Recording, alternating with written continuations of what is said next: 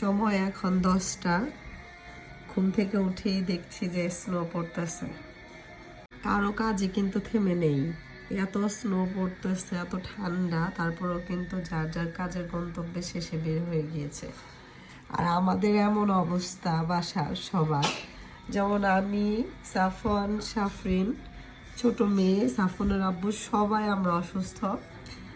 আমার শরীর ঠিক হয়েছে আগের থেকে, কারণ আজকে 8 দিন অসুস্থ।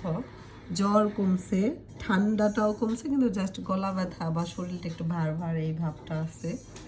সাফরিনের খুবই অসুস্থ, মানে সে কিছু খাইতেই পারতেছে না। সাফওয়ান আজকে 10 দিন অসুস্থ, তো আজকে আলহামদুলিল্লাহ একটু খাইতে পারতেছে, বিছানা থেকে উঠতে পারছে। আর ছোট মেয়ে খুনখুন করতেছে, মানে কান্নাকাটি করে। ওর ঠান্ডাটা আছে, জ্বর নাই। জ্বর কাল পর্যন্ত ছিল। আর সাফনের আব্বুর কালকে থেকে জ্বর আইছে। এ হলো অবস্থা আমার বাসার। খুবই ইয়ের মধ্যে আছে আর কি, অসুস্থ।